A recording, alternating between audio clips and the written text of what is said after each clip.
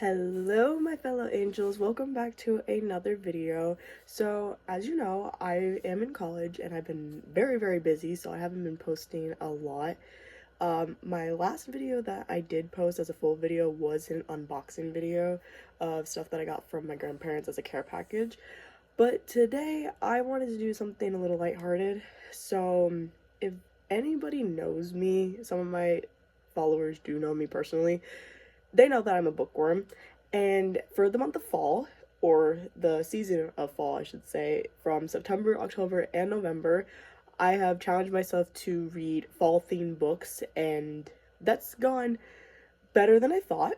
Could be doing a lot better though. And so the next like 5 books I have are fall themed, and November is over in 3 days, and I'm nowhere near to being done. But I wanted to do a book haul of what I've read so far since being in college. I had 2 others that I already read that I wanted to reread that were part of the stack, so I had to take them out. But I wanted to kind of go over some of the books that I read and just kind of give some book recommendations if anybody's looking for any. And yeah, you're gonna think of me as a different person when I show you. So I have a whole stack here of a bunch of books that I read, and some of these are big sellers, some of these are kind of just out there, and some of them I didn't think I was going to read, like the first one I'm about to show you. So let's just get into it. Okay, so the first book that I read is called The Elf Sisters Can't Wait for the Night. So I got this book in a blind box thing on TikTok of manga and ramen, and this was one of the ones I picked, or one of the genres I picked. I would not have picked this on a casual day. If anybody knows what anime I watch, I'm more into like crime anime, suspense animes. This is neither. This is none of these. This is pure, yeah, let's just say that. This has a warning on the back called parental advisory on the back. Okay, because I can't show you the whole thing, but you can get the whole picture of it. And the book is basically about this gremlin thing, or leprechaun kid that has like leprechaun blood, and they're tricksters. And there's these elf sisters, and every time that they like hold hands or are physical with one another, like playing or they're like fighting or stuff like that, they get their abilities because of the leprechaun blood. It's so weird. Apparently there's like 4 or 5 of these books. So if you're into stuff like that, like I'm trying to tiptoe around this really bad because YouTube, but I'm gonna just leave it at that. I would not have gone on a whim. I don't think I'm gonna continue this series, but this is just one that I got. And when you do get the blind box, you can choose 1 or 2 of them, and then you can choose the 2 series that you get, and then it usually goes to whatever ramen. And I chose like there were like different genres for them, so I chose like one that was older, and then I chose like a suspense one, which I have in the pile here. But that one I would never read again, so I'm just gonna leave it at that. You guys can do whatever you want to do with that. But the next one, Fourth Wing, I absolutely love this book. I got this as a graduation gift from my coworker back home. This had me thrown in a loop. If you love the Hunger Games and like How to Train Your Dragon, but make it a little spicy, this is it. There was only like 3 spice chapters in here though, so it's not super spicy. The rest of the series is. I have the second one, Iron Flame, actually here on my bookshelf. That's like to my to be read list. But no, if you want to get into romantasy or fantasy too, this is a good book to do. It's a hefty read for the one that I got, just because it's paperback and it's like really thick. But the hardbacks are really beautiful too. They have like a dragon cover on the spine. I'm sure if you go to like Target or Walmart or any bookstore, you'll immediately see it. But I absolutely love this. Zayden is one of my book boyfriends. Yes, I'm one of those girls. He is so fierce in the beginning, but he's such a gentleman to Violet, and I absolutely love the dragons, and the banter is so fun. Like Rebecca Yarros, she knows what she's doing. So I'm excited for the next book in her series to continue. And apparently there's a fourth one on the way. So I have to like catch up. Also, the name Fourth Wing and then the dragon picture, I'm realizing a lot of books that I read, the covers start to make sense. So when you like get into it, you'll understand why the book is called Fourth Wing, and you'll understand the sigil around the area. Like, you'll come to understand a lot of things in this book. So, but it is a older book, it is an adult book. I would not recommend anybody read this unless you're like 16 or 17 years or older. Do not like get this for somebody that loves fantasy but doesn't understand what like spice is yet. So the next one is the Pumpkin Spice Cafe. I was intrigued by this because it was fall themed. I also love pumpkin spice lattes. This reads like a Hallmark book. I absolutely cannot stand Hallmark movies. If anybody knows me, especially my family, they know that I hate Hallmark movies. This book is making me question my morals, okay? This book is about this one girl, her name's Jenny, and she gets her aunt's Pumpkin Spice Cafe after she she retires, sorry. And there's this one guy named Logan who drops off a lot of the supplies for the cafe, and they basically are like head over heels for each other in the beginning. It literally reads like a Hallmark movie, like a small town girl moves into a new town, or a big town girl moves into a small town and has to figure her way out around, and she ends up meeting this guy, and like, it's just really, I just thought it was so cute. The only thing I could complain about is the third act breakup scene. Makes no sense in this book. It's just, I'm just gonna say it's based off of misunderstanding. That's all I can say without spoiling the whole thing, but it's just so, like, why? But also, this one does have spice. This has, like, 5 chapters worth of spice, if I remember correctly. It's been a little bit, like, back in September since I read this. And, but if you want a quick and, like, easy read, this is it. Like, this is a quick and easy read. This one took me, like, 2 days, I think, altogether, from what I read. But this is definitely a cute Hallmark romance with a little bit more spice than Hallmark can give.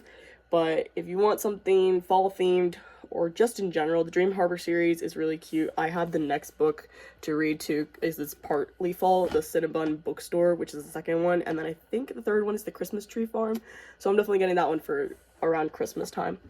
But anyways, moving on. We have What Big Teeth. Think of the Addams Family, but make them werewolves, okay? This book, I will admit, was a challenging read for me. There's only 13 chapters in it, but it is so thick. Every chapter is like 60 pages almost. This book, I actually enjoyed it. I saw this a long time ago on my Snap Reels, and I was intrigued by it, but I hadn't seen it in a long time. And I went to Books A Million one time. I was like, okay, I'm only getting fall books. And I saw this, and I was like, okay, that sounds like a monster book. Like, I'll go for it. So it's basically about this girl named Eleanor, who is kind of the outcast in her family. And she comes back home, and her family isn't what she remembers them as. And there's this huge secret going on with her family and what she really is. And it's just, like I said, it's like the Addams Family, but make them into werewolves. And it's just, also, it's a little queer-based. Some of the characters, including her, have queer coding to them. So if you are part of that, or like books with the community in it, I would recommend this book. It is a challenging read. It did take me almost the entirety of September or October to read this, just because I got so busy with schoolwork too. But also, it was hard to get invested into it until like chapter 5. I was like, okay, I know what's going on now. Actually, I take that back. It was like chapter 3, but then chapter 5 it started to amp up, and I was like, okay, now I gotta sit down. And I ended up reading this like 3 hours into the night. I think I finished it at like 1:30 in the morning. But if you like werewolves, if you like monster books, if you like the Addams Family, like this, I could not recommend anymore to you. Okay. This book is the next two books are based off of Manta Comics, which, if any of you know what that is, it's kind of like Webtoon, but it's a little elevated, like up there, like for my age. And so this one is called Semantic Air. This is the third one. So I had the first two, and the third one didn't come out until I got into college, so I already read the first two. And this series is about a kid named Sangwoo and his rival Jaeyoung, and they are basically a true enemies to lovers is the best way I can describe it. This is a BL. If you know what BL is, it's basically boy love. So this is queer coded. This just has a lot of tension in it. It builds up. I will say this is 18 plus. I'm not recommending this to anybody that is a teenager. And even though it's like a comic, they do have stuff in it. Like, it really is read like a webtoon or like a Manta Comics, because that's where this originally came from. But because it's a book, it can be more explicit than Manta Comics can get. So read with caution. But this one is so cute, but it is a very long, slow burn. So if you have the patience like I did for this series when I was reading all Manta Comics, you will enjoy this book. The fourth one came out a few days ago on the 20th, I believe. So I got that one, so that one's coming, and so I'm excited for that. And I think there's like 6 or 7 more of them. Or not more of them, but like 6 or 7 in the entire series. But I'm excited to continue this because I absolutely love this one. Okay, the next one. I'm giving you a warning, caution. Do not read this one unless you are 18 or older. I am saying this with my full chest. Like, look at my face. Do not read this unless you are 18 or older. Okay? I'm giving the warning. So this is called The Dangerous Convenience Store. This is the last book. So I had almost finished the series before I came to college, and it was hard to wait till 2 days before my birthday to wait for this one to come out, and I have to wait to go back home to get the rest of the series so I can keep it on my bookshelf. This series on Manta Comics was what got me into Manta Comics. This was the first like novel that I saw in advertisements on like my Snap Reels, and this is about a little guy, Eugene, and this big man, Gunwoo. And I'm trying so hard to like keep this as PG as I can on YouTube. So this is about this kid who works at a dangerous convenience store because he's around a bunch of gangsters. And this guy, Gunwoo, comes in there very often. And again, this is a BL. This is a boy love, so this is another queer-coded one. And I'm dead serious, this is very queer-coded. So it's basically about gangsters and Eugene getting involved in Gunwoo's life. And it's not so much an enemies to lover, it's more like, what's the best way to explain it? It's more like the tough guy that has a soft heart on the inside, but he doesn't know how to use it. And honestly, it was such a cute read, but I am warning you, if you are not 18 plus, you're getting into the most unhinged drawings in this book. I'm warning you. I can't even show you anything. I can't allude to anything in the series because it is so bad. This one though, this book was the least unhinged. I think book 4 and no, I take that back. Book 3 and 5 are the most unhinged with the amount of, I can't even say spice, I guess is the best way I can say it. But know what you're getting into. If you are on Webtoon or Manta Comics, you already know what you're getting into. That's all I can say. So, yeah. But again, it's a good read. And the last 2 books that I just said, they read pretty smoothly. Like, you could finish those in 2 hours most. Unless you're a fast reader, you could probably finish it in like an hour. But it's usually me with comics or manga. I can usually do it like between an hour to 2 hours, depending on how distracted I am. But then the next one, this is my last manga that I got. It's called The Witch and the Beast. This was part of the package that I got with the first book that I talked about. And it was interesting. It's about this girl here, Guida, and her friend Ashaf, who are like these work in this monster organization crime, and she's trying to figure out who put this curse on her, and it's based on a witch like putting a curse on her for her to become like this horrible monster, kind of like Beauty and the Beast, but a little more deranged. And they work in this organization where like witchcraft is banned, and they go after any witch that is seen on sight basically, and she will kill any of them to figure out which one of them did put the curse on her to like ruin her life. And I have to say, I didn't think I would enjoy this one. I was intrigued when I got it, but I'm actually curious to continue this, so I'm like looking everywhere for the next book in the series. There's like I think there's 8 in this series. It's a short read, it's a short book. It is older. It will say there's like a thing on the back that says 16 plus, so I will say that. But the most I can say in the first one is like there's just a lot of cursing and a lot of like body horror. So I would say, yeah, 16 plus is the limit for this. I wouldn't go any younger. Also, it's like it's a little hard to understand, but I thought it was pretty interesting, so I will definitely continue that series.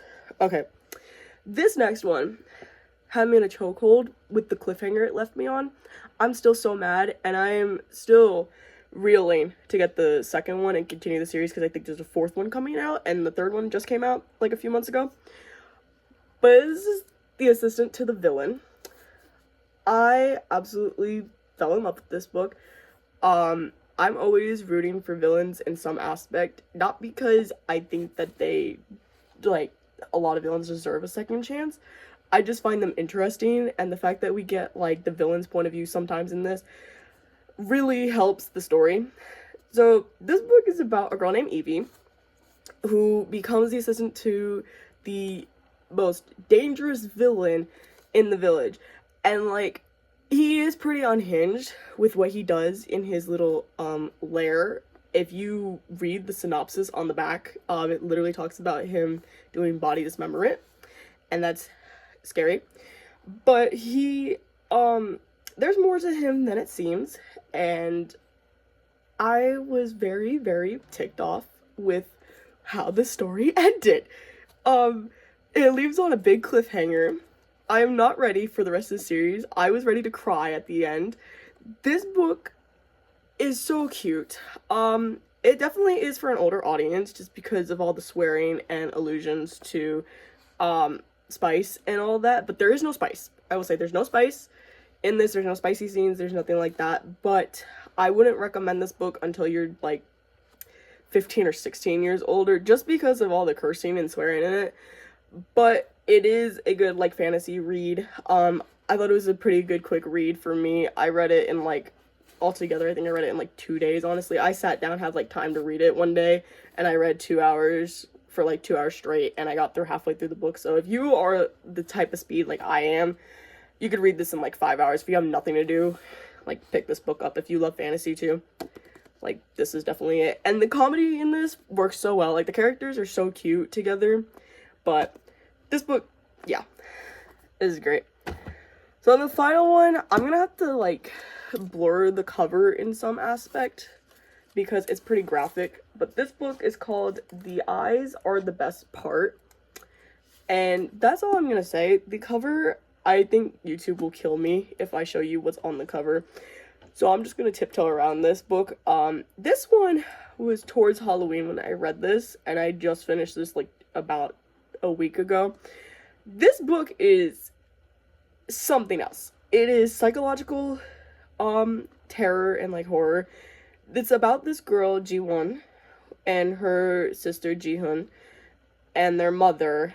I can't remember, she didn't really have a name in the story. I think they said it like one time, but it wasn't like super prominent. It's their Oma, who basically their father leaves and she spirals, so she ends up finding a new boyfriend who's very like racist, sexist, misogynist, all of that. Like, the men in this series, you're going to hate them so much.